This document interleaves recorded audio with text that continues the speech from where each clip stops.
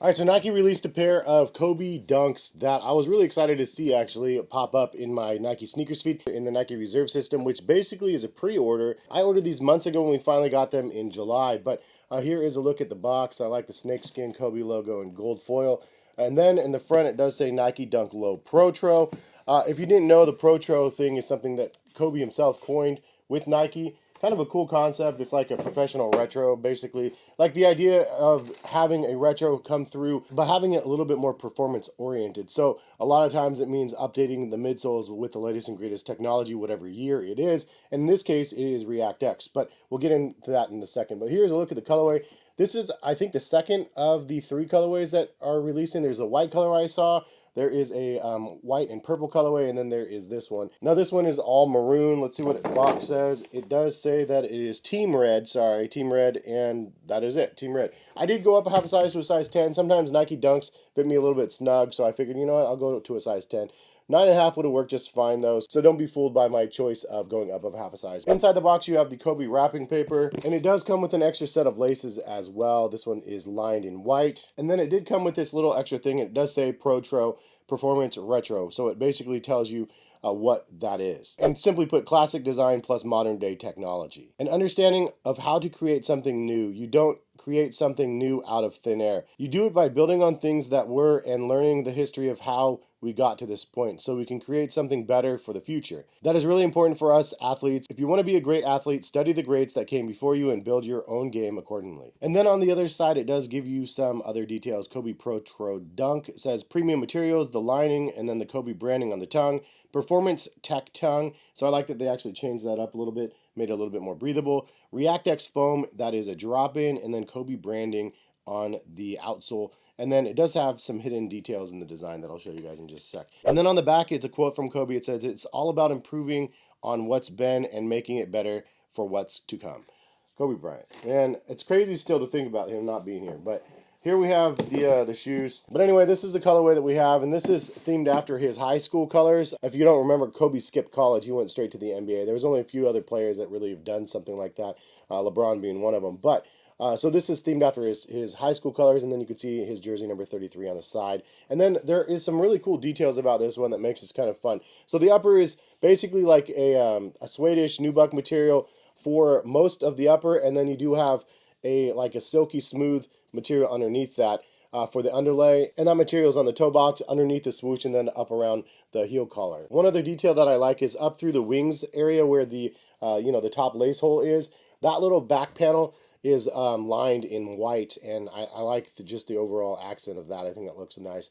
Then you do have the backing of the swoosh on the sides of the shoe that is lined in white as well. And then you have like a fuzzy varsity jacket material for the swoosh, so another nice nod to high school. Kobe branding is pretty strong on this one. You do have the Kobe logo on the tongue, and then you can see his embroidered signature on the heel. Underneath the tongue, though, it does have a nice little message here as well. It says, "Friends hang sometimes, banners hang forever." So I like that quote, but I'm like, you got to spend time with friends, though. It's important. From what I gather, it's just a nod to Kobe and his work ethic. Everybody hears about how hard he worked. He was very meticulous and basically putting a lot of effort in getting the results that he got because of it. Anyways, the outsole, midsole, you have a gum sole that looks nice, and then the red stitching, the team red stitching.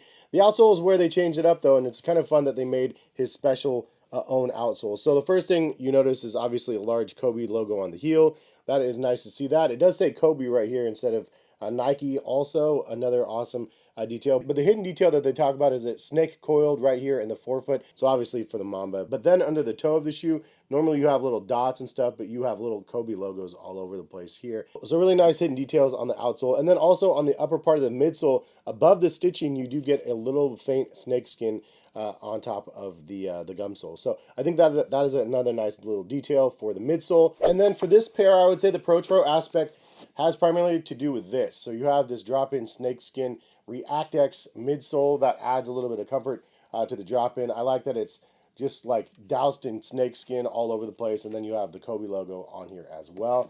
And then on the bottom, you can see just the Strobel. It's just on top of the rubber. But the lining, you have snakeskin also. It's a nice smooth lining here with snakeskin print on the reverse side of the tongue and then around the collar. Also, the other performance aspect is the diamonds on the tongue. You can see the cutouts here, so it makes it a little bit plush, but there is a little extra breathability there. Overall, I think it's a pretty nice looking colorway. It was $135 at pre-order, so I thought that was a noteworthy price point. It wasn't like $200 or anything like that, but it is a Nike Dunk, and it's nice to have its own little branding on it.